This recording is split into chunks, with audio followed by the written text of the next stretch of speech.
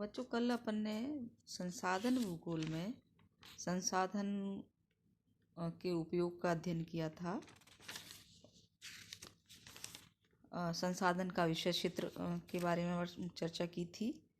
और आज अपन संसाधन भूगोल के अंतर्गत संसाधन भूगोल के अध्ययन के उपागम, अध्ययन की कौन कौन सी विधियां हैं, उनके बारे में चर्चा करेंगे। तो संसाधन, जैसे हम भूगोल की और शाखाएं हैं उनका अध्ययन करते हैं, उसी भांति संसाधन भूगोल का भी अध्ययन विभिन्न विधियों या उपागम में किया जाता है। जैसे कि क्रमबद्ध अध्ययन।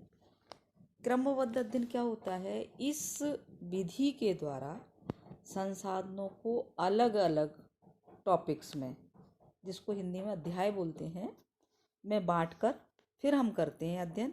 जैसे कृषि फसलों का अध्ययन, कृषि फसलों की अध्ययन करेंगे तो उसके अंतर्गत अपन कृषि से संबंधित जो भी फसलें होंगी, गेहूँ, चावल, मक्का, उनको अलग अलग टॉपिक्स में विभाजित करके अध्ययन करेंगे। या हम खनिजों का अध्ययन करते हैं तो हम लोहा है, मैग्नीज है, अभ्रक है, तांबा, सोना, इनको भी क्या करेंगे? अलग अलग टॉपिक में डिवाइड करके करेंगे। इसी तरह से अगर हम शक्ति के संसाधनों का अध्ययन करते हैं तो हम उसके अंतर्गत कोयला, पेट्रोलियम, परमाणु ऊर्जा, जल विद्युत, जो भी जिसका भी अध्ययन हम करें तो उनको हम क्या करेंगे? टॉपिक्स में डिवाइड कर लेंगे, अध्यायों में उनको विभक्त करके बांटकर फिर हम उनका एक क्रमबद्ध प्रकरणबद्ध अध्ययन करेंगे, जिसको टॉपिकल अप्रोच भी कहा जाता है। दूसरा आता है प्रादेशिक अध्ययन, रीजनल स्टडी। इसके अंतर्गत किसी प्रदेश को अध्ययन की एक इकाई मानकर उसके संसाधनों का हम विवरण प्रस्तुत करेंगे। उदाहरण के लिए हम ले लेते हैं भारत है, तो भारत में के जो संसाधन हैं,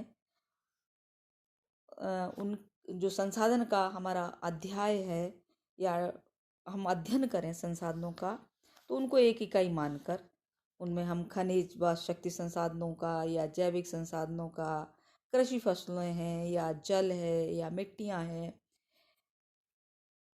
इनके जो ये संसाधन हैं, इनके मानवीय उपयोग और जनसंख्या का क्रमबद्ध अध्ययन किया जाता है। ये कहलाता है प्रादेशिक अध्ययन।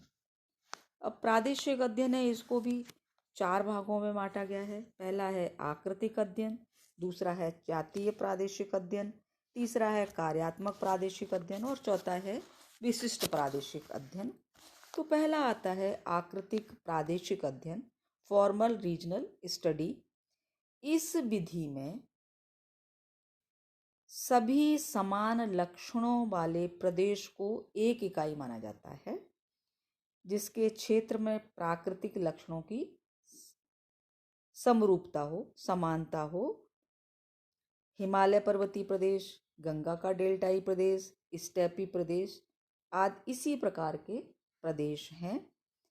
दक्कन के पठार को एक प्रदेश मानकर उसके संसाधन भूगोल का अध्ययन, कोयले के उत्पादन, खनिजों में मैग्नीज, बॉक्साइट, लोहा के उत्पादन व उपयोग, वन संसाधन, मिट्टी संसाधन में कपास और गन्ना उत्पादन, जनसंख्या वितरण, निर्माण उद्योग और परिवहन जाल आदि का संसाधन उपयोगी की दृष्टि से अध्ययन किया जाता है। फिर आता है जातीय प्रादेशिक अध्ययन। इसके अंतर्गत हम पृथ्वी पर एक समान भौतिक समरूपता रखने वाले प्रदेशों को जातीय प्रदेश कहा जाता है। समान भौतिक समरूपता, जैसे मानसूनी प्रदेश या भूमध्य सागरीय प्रदेश है, उष्णकटिबंधीय वर्षा वन प्रदेश है, शीतोष्ण घास के मैदान हैं, ये क्या कहलाएंगे? सभी जातीय प्रादेशिक अध्ययन के अंतर्गत आते हैं। संसाधन भूगोल का इस उपागम द्वारा अध्ययन करने पर किसी एक संसाधन, खनिज, कृषि अथवा उद्योग का उस प्रदेश की समरूपता से संबद्धता के संदर्भ में अध्ययन किया जाता है। जैसे कि मानसूनी प्रदेश एक ऐसा जातीय प्रदेश है जहाँ चावल की कृषि के लिए मिट्टी, जलवायु और मानव संसाधन सर्वाधिक उपयुक्त है। जिन क्षेत्रों में चावल की कृषि की जाती है तो वहाँ पर मिट्टी, जलवायु और मानव संसाधन, जबकि भूमध्य रेखीय प्रदेश में क्या होता है, रसदार फल जो होते हैं उनकी प्रधानता होती है। फिर आते हैं कार्यात्मक प्रादेशिक अध्ययन। इस उपागम के द्वारा ऐसे क्षेत्रों को एक प्रदेश माना जाता है जिसके संपूर्ण क्षेत्र में एक समान संसाधन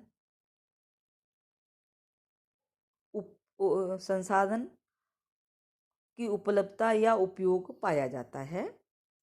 यहाँ सभी जगह एक समान कार्य और संगठन की समानता होती है, जो विशिष्ट गत्यात्मक कार्य जैसे परिवहन व यातायात द्वारा एक दूसरे से संबंधित होते हैं। पशुचारण प्रदेश है, कृषि प्रदेश, निर्माण उद्योग और भूमि उपयोग ऐसे ही कार्यात्मक प्रदेश हैं। फिर आता है विशिष्ट प्रादेशिक अध्ययन।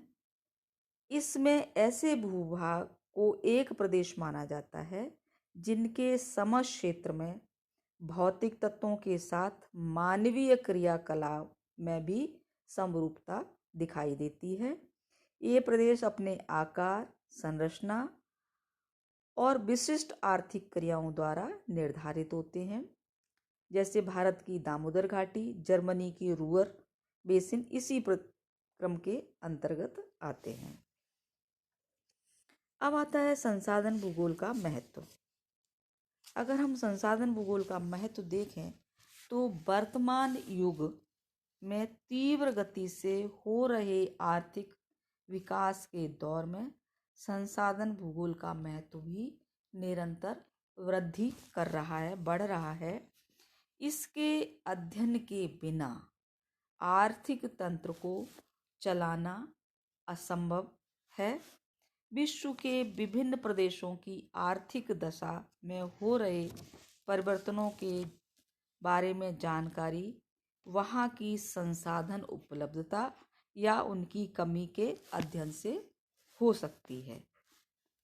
कि जिस देश में जितने ही ज़्यादा संसाधन होंगे उस देश की उतनी ही आर्थिक स्थिति कैसी होगी, सुदृढ़ होगी।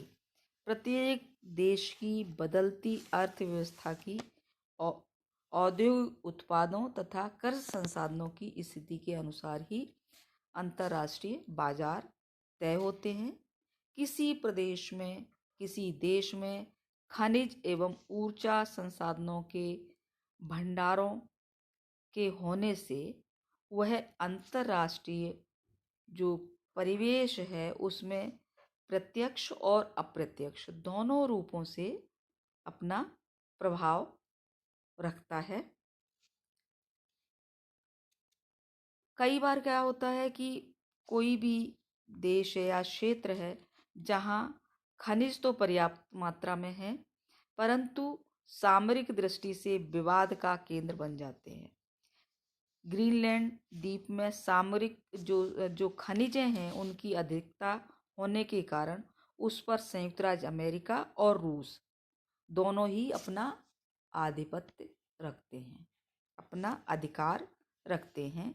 इसी प्रकार से जो कैस्पियन सागर है वहाँ तेल क्षेत्र हैं, उन पर रूस, ईरान, अजरबैजान, कजाकिस्तान, तुर्कमेनिस्तान ये सभी अपना आधिपत्य रखते हैं। लेकिन दक्षिणी पश्चिमी एशिया के पेट्रोल भंडारों की तरह ही वहाँ भी पूंजीवादी और साम्यवादी जो शक्तियाँ हैं उनके मध्य विवादित स्थल भू राजनीति का स्थल निरंतर बनता जा रहा है।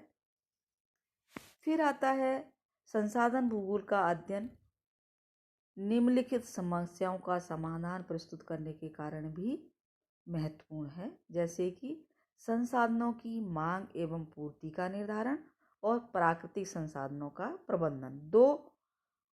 ये दो प्रमुख कारण हैं जो कि महत्वपूर्ण हैं। आज हम किसी भी देश को देखें जहाँ की बढ़ती जनसंख्या और उनके साथ साथ क्या होगा, जनसंख्या जितनी ज़्यादा वृद्धि होगी उतनी ही मांग बढ़ेगी। तो वो संसाधनों की आपूर्ति किस प्रकार की जाए ताकि इन आवश्यकताओं की संतुष्टि से संभव हो सके और मनुष्य का जीवन स्तर भी ऊंचा हो सके।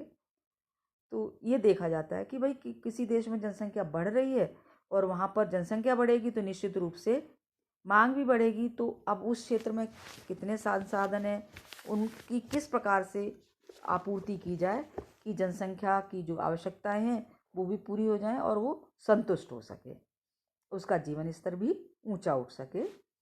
तो वर्तमान में बढ़ती जनसंख्या के दौर में संसाधनों की कमी होना स्वाभाविक है। जबकि विश्व की जनसंख्या 2001 में 613.4 करोड़ और 2011 में 700 करोड़ पहुंच चुकी है। इन जनसंख्या का दबाव संसाधनों पर पड़ने से जो वहाँ की पारिस्थितिकी तंत्र है, जो हमारा इकोलॉजिकल सिस्टम है, वो भी इससे प्रभावित है, वहाँ भी खतरा है। इन सभी अगर हम स्थितियों के समाधान को देखें तो संसाधन भूगोल एक इसके लिए प्रमुख युक्त संगत प्रस्तुति करता है। फिर आता है प्राकृतिक संसाधनों का प्रबंधन।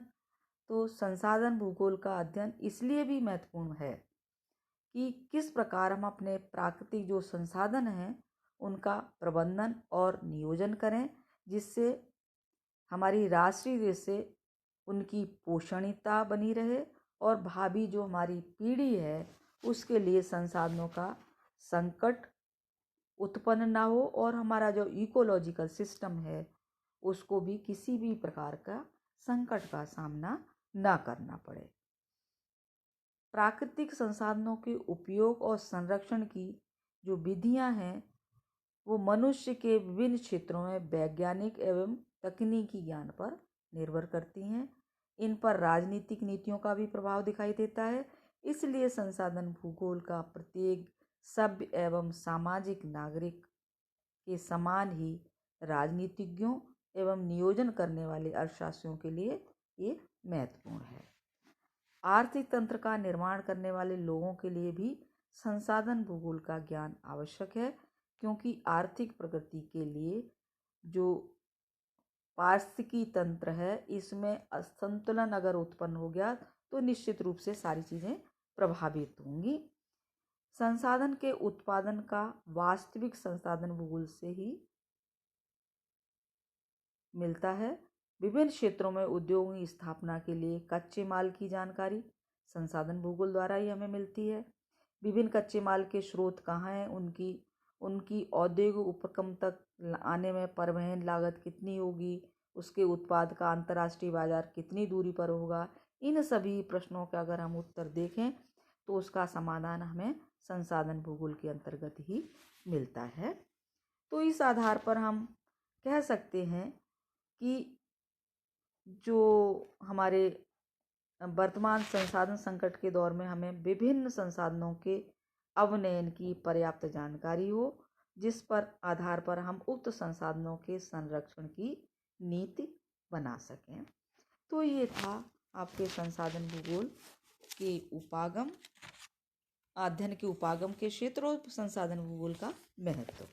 अगले जो अपना अध्याय है या चैप्टर है वो अपन पढ़ेंगे वन संसाधनों के बारे में चर्चा करेंगे। तो ये रहा बच्चों आपका एक चैप्टर और हो गया, और मैं इसके साथ ही दोनों पिछले जो चैप्टर पढ़ाया था संसाधन भूगोल की प्रकृति, विषय क्षेत्र और महत्व, और आज ये जो दूसरा है एक ये हो गया अपना संसाधनों की परिभाषा और उसका वर्गीकरण। दोनों ही चैप्टर के हम क्वेश्चंस आपको मैं डाल दूंगी, तो आप उनको भी साथ के साथ करते चलें। थैंक यू बच्चों।